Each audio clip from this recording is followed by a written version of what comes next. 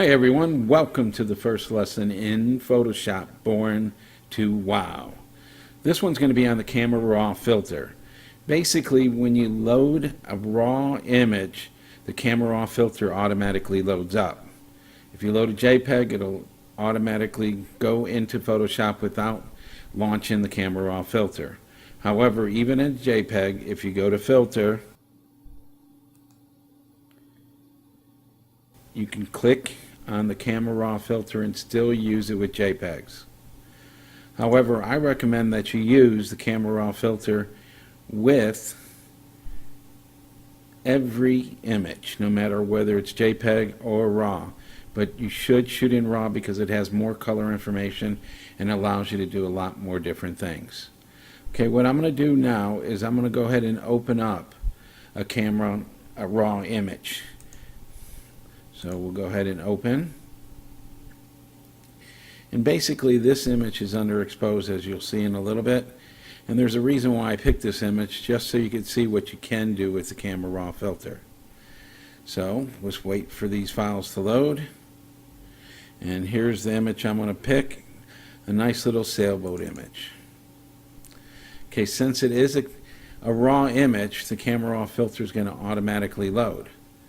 But we're going to be smart about this. We're actually not going to go ahead and accept the default and make any changes now. So I'm going to go down to Open Image on the bottom over here and open the image in Photoshop.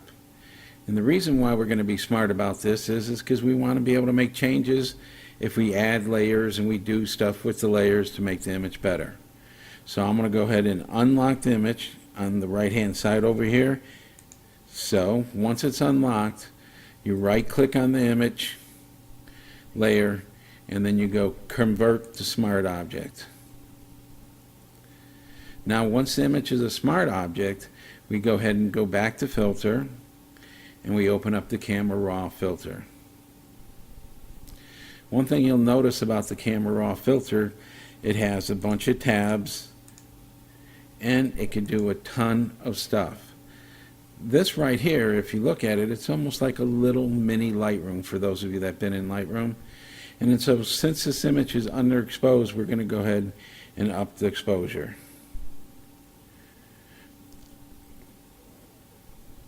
And once the exposure is up, I like to kind of have my whites whites and my blacks blacks.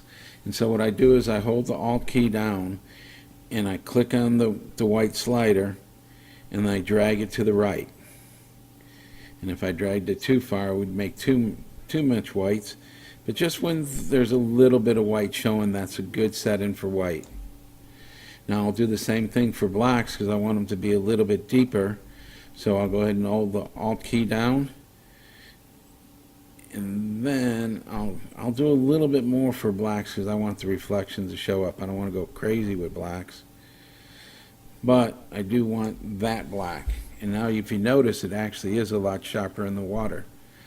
Now on this image I might want to boost the clarity up some. And maybe even the vibrance.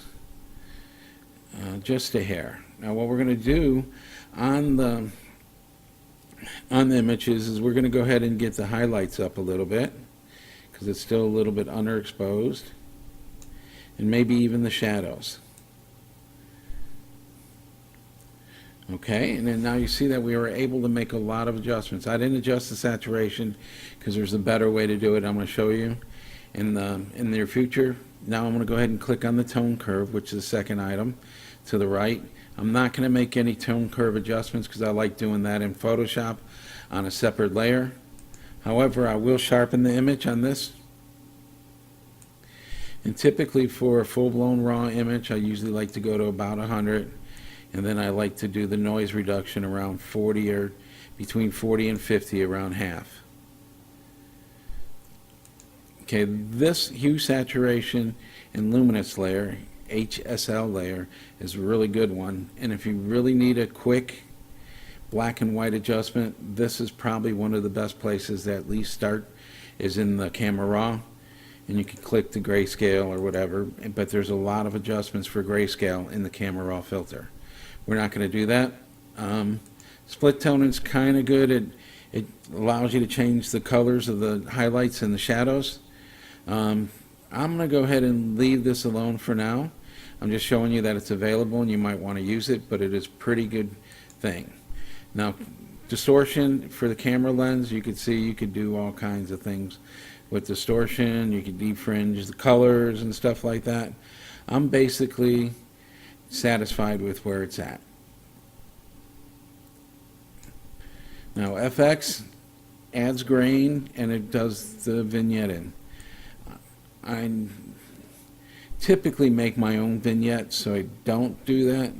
However, I do add grain to an image that has a lot of layers when I want to combine the layers, so just in case there's any aliasing around whatever we did. But I'm going to go ahead and leave that alone.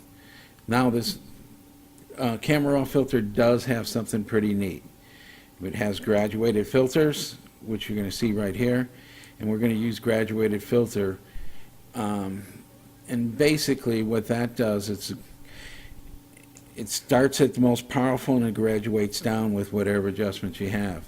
I actually want the sky to be darker because I want to, just a hair darker because I want to draw everybody's attention toward the boats. I'm going to go ahead and do another one toward the water, or in the water, with about the same setting. And that looks pretty neat.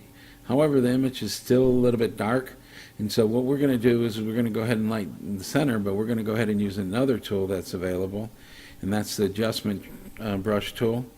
And basically, wherever you paint, you can make adjustments. Now, this is a real powerful tool. I could have darkened the sky and darkened the water at the same time without using the graduated filter, but I wanted to show you that. This is one of the most powerful tools in Photoshop. So I'm going to go ahead and I'm going to paint the boats because I want them to show up a little bit better, and I'm going to paint the water. Now, I said I wanted to show up, so I didn't want it to darken, so we're going to go ahead and we're actually going to lighten the center.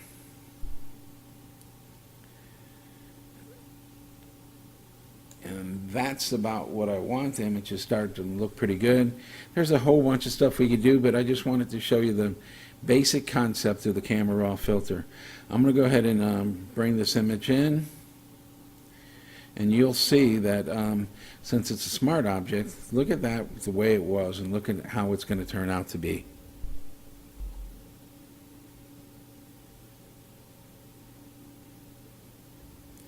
And you can see the image went from boring to wow. Now, if I was actually doing this image, I would actually make a couple more minor adjustments in that.